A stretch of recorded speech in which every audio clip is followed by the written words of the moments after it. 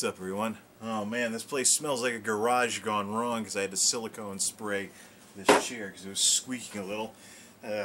Anyways, maybe it'll air out in the next couple hours. I'm heading out anyways, so this all might not matter.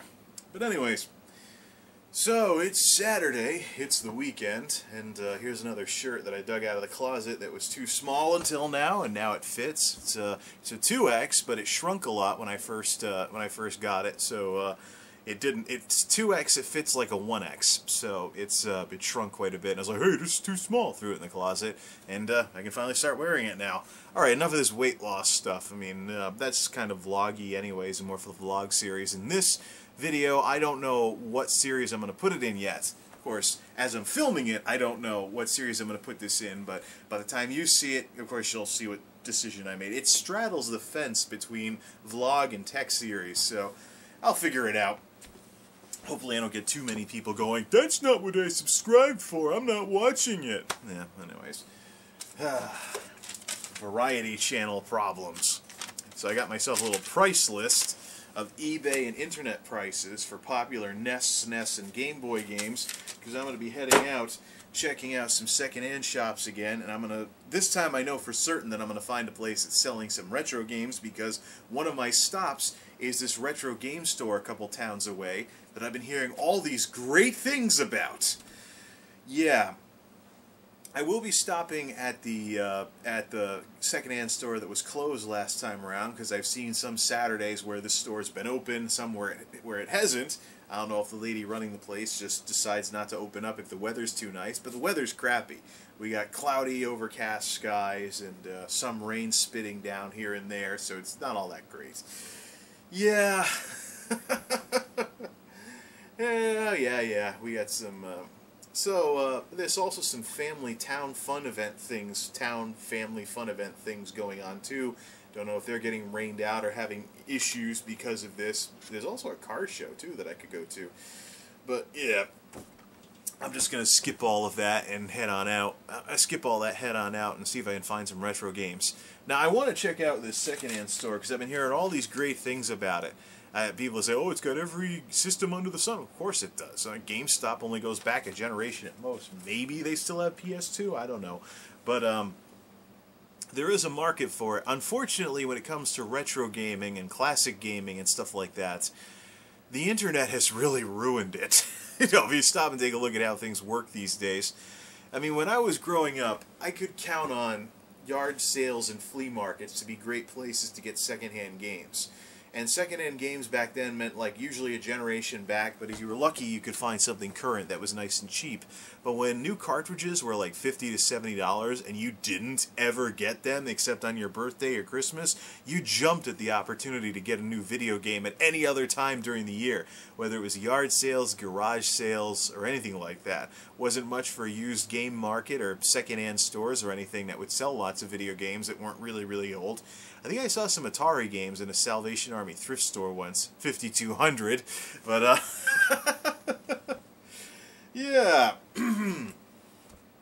So I'm suspicious though. Unfortunately, the internet has just done so much damage. You got eBay and eBay prices being treated like some kind of religious text or something, where you'll have people swearing by eBay prices, not realizing that there's more that goes into eBay prices than simply how, you know, there's things like shipping and other things and other fees for the seller and stuff like that. So the eBay prices shouldn't be considered canon for used video games.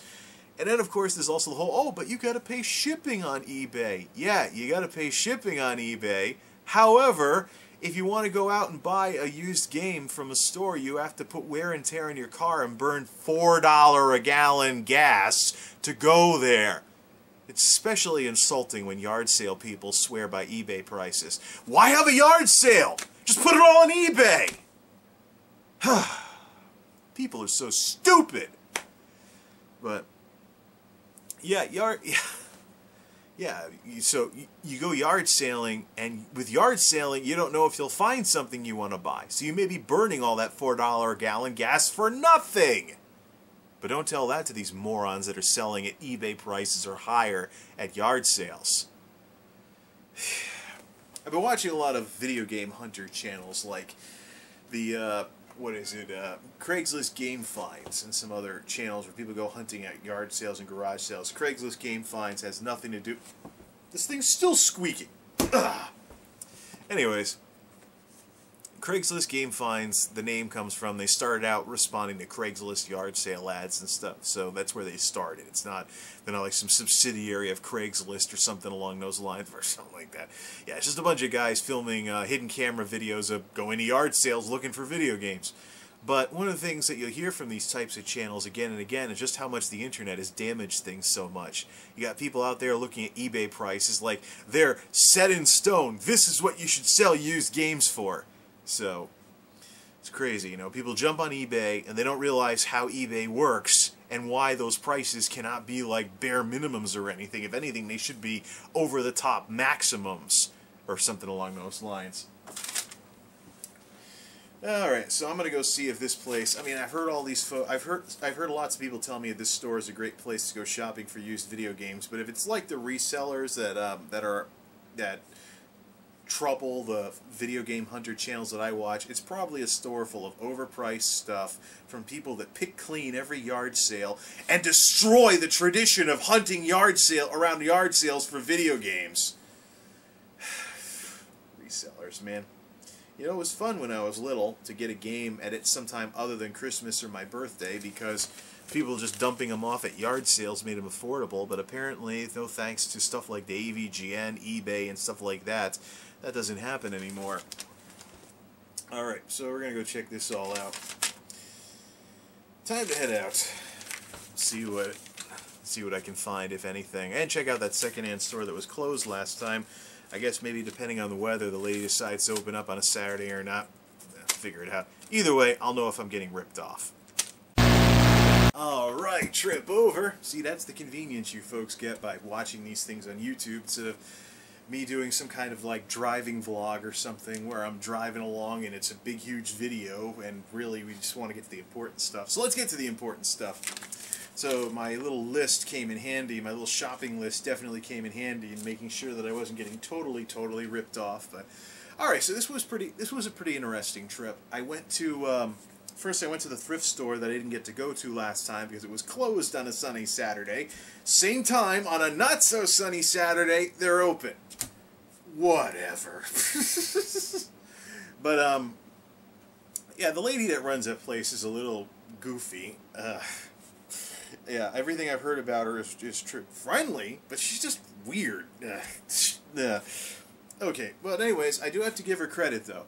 The thrift store was in much better shape than any other secondhand store that I've been to around here, including the Salvation Army stores.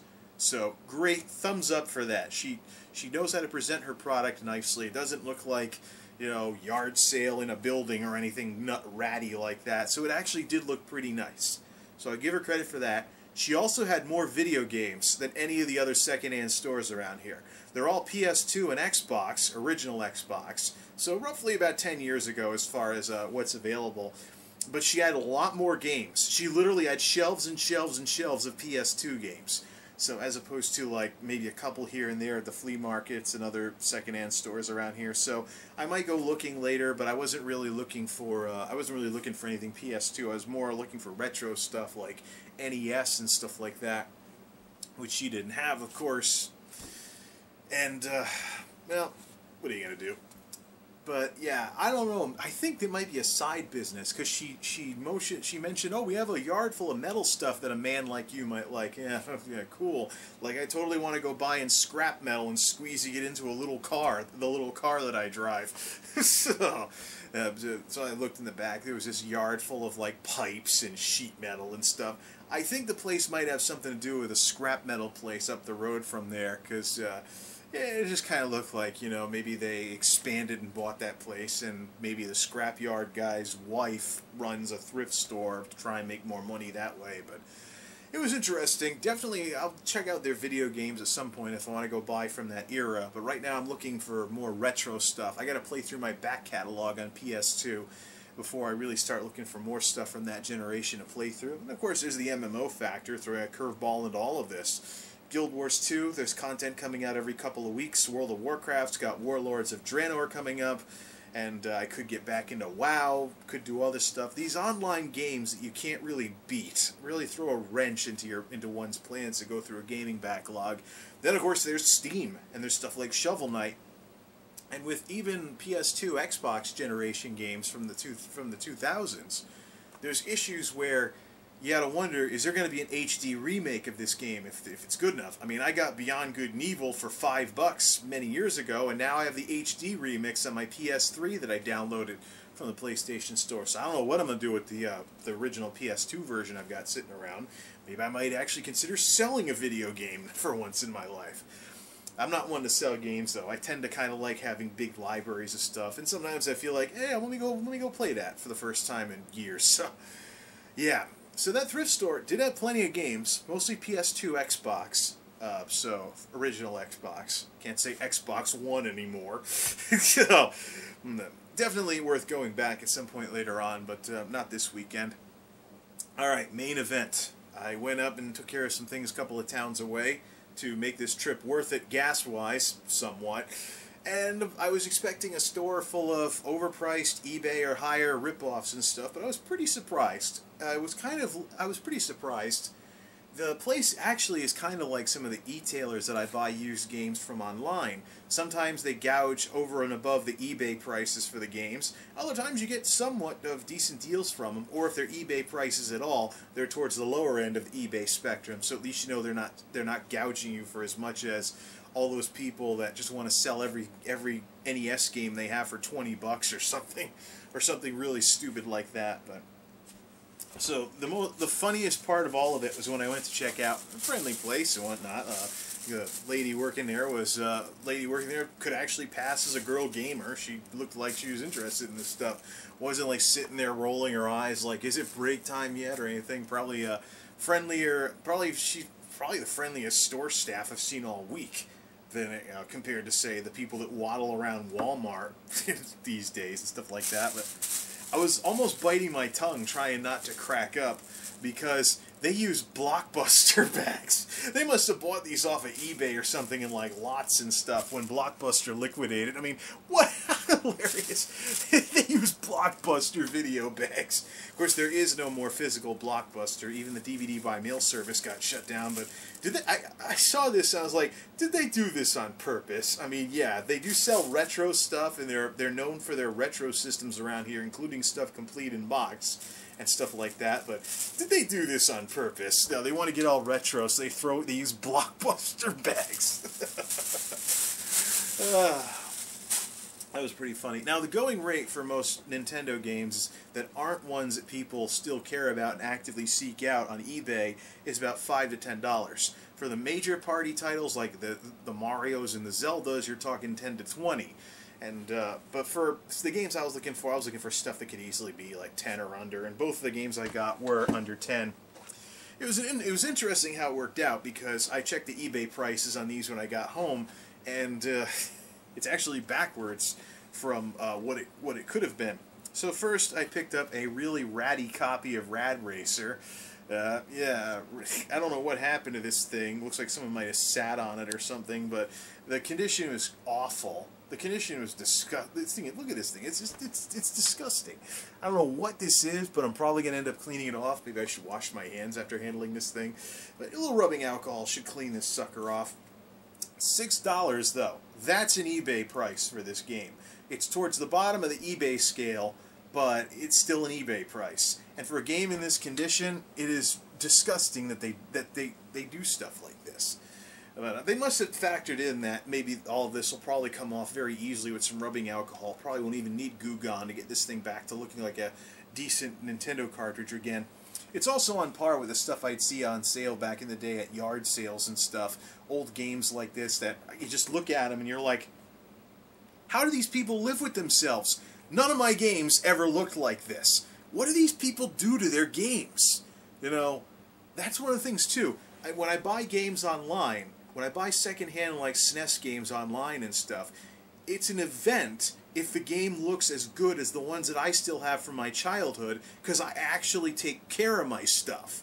I see so much stuff like this. I'm like, man, how do people...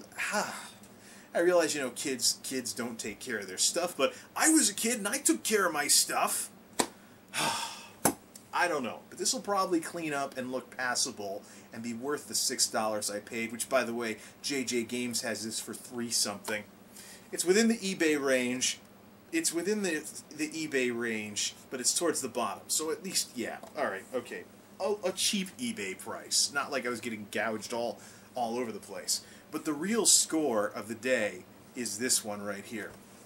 The Nintendo World Cup, which should be jacked up right now because the real World Cup just finished up and Germany won, and the last team you play against in this game is Germany. Well, West Germany, because this game was coming out right as the Berlin Wall was falling. So this version has West Germany, and then the Game Boy version just has Germany. So it's interesting. I used to love this game as a kid. I mean, this is the game that got me into soccer. I actually played some real soccer as a kid because of this game. People say that video games keep kids from playing outside. This thing made me want to play outside. I actually bought a soccer ball, went around kicking it around. Great condition. I mean, look at it. The cartridge is still shiny and everything. This could pass, as opposed to, let's try doing the same thing with Rad Racer here. Well, okay, it's shiny a little, but you can see the crap on it, which I hope comes right off. But even just from the way the plastic feels, I mean, this could pass as my actual cartridge from my childhood, minus the stickers on the sticker on the back. Stickers. This could actually pass as the copy I had as a kid that I still have nowadays, but I don't, because it's very much up to par with what the games I had as a kid that I owned look like. So this sucker though was $3, and it's going for $5 to $10 on eBay. So here's a reseller that sold this game for less than the entire eBay price spectrum. Nice. So I think really it's really a matter of just knowing what you're looking for and knowing what price you're willing to pay when you go to these places. So yeah, if you don't want to pay an eBay price, then yeah, just keep an eye out for stuff like this. Actually, my list had yeah, the games nobody cares about would be like 10 to 20 for 5 to 10 for the carts, and then Nintendo first-party titles like Metroid, Zelda, Mario, 10 to 20, and then Super Nintendo you started talking 10 to 20, 20, 30, 40, 50, stuff like that. Final Fantasy 3 was the 40 to 50 one. I might go looking for Game Boy stuff later on too. But that's the thing with these resellers. The big reason why these resellers are such a problem is because, let's put this aside. The big reason why these resellers are such a problem is that they negatively affect retro gamers who are actually looking for the games to actually add to their collections and play, not just flip on eBay and not just collect like complete new in-box or factory shrink wrap. So these folks were kind of, and I really think that this might be part of the reason.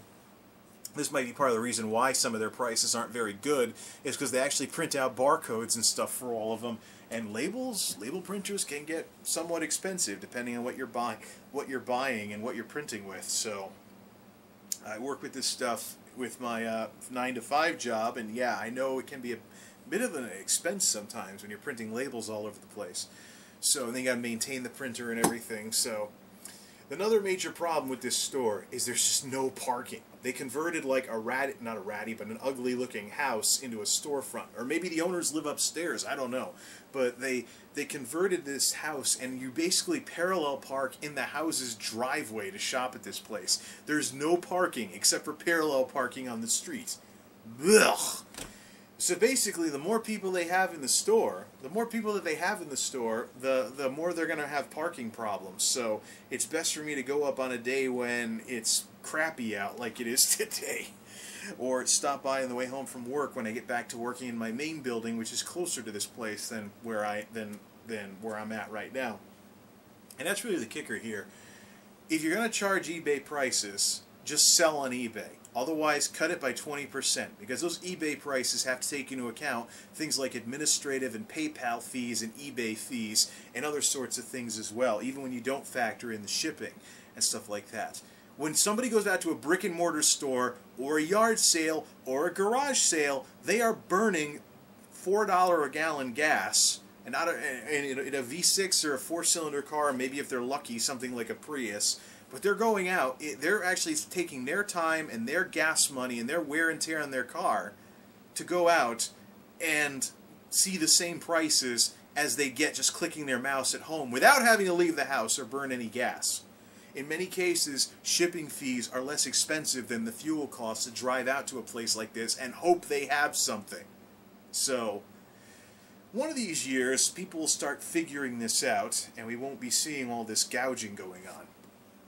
However, it may not be these folks' fault. You see, the other problem with these resellers is that they actually are successful. They do find people to rip off for those eBay prices. So if you ran a store and you're enough below the eBay price that someone could come clean you out and then flip them on eBay for higher, then that's the thing. What do? If you want to sell games for people to enjoy and not charge eBay prices, how far below the eBay grid can you go before all the pickers and resellers are going to clean you out and flip everything for higher? So that's money you could have gotten, and that's money you could have gotten, and things like that. I'm also wondering about this chicken and egg situation with things like the Virtual Console. So there is not a single Zelda game out there that I've seen that is under $10, like the $5 to $10 NES carts are.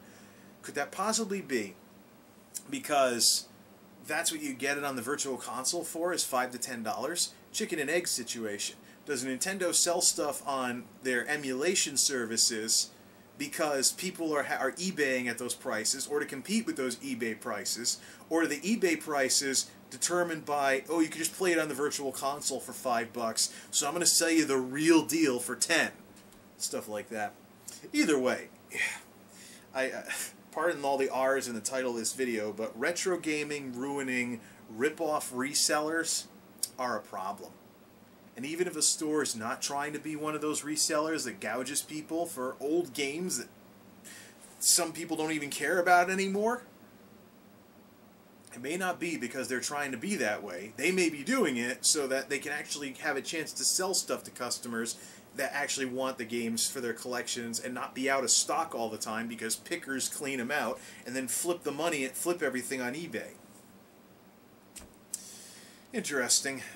If you want to see more of this, check out channels like CraigsListGameFinds. I don't plan on doing very much of it, but these folks like these guys, like these two guys out in Arizona, they do this stuff almost every week. So, and there's quite an impressive backlog of videos to check out if you go check out their channel. But it's crazy what the internet has done to retro gaming. It's not the same as when I was little and you could get games for a couple of bucks at yard sales and stuff and be glad you got them. Nowadays you gotta practically have a smartphone just to enter a used game store. Whew. Have a good weekend, folks. Till next time, this is MultimediaJay signing off. Thanks for stopping by.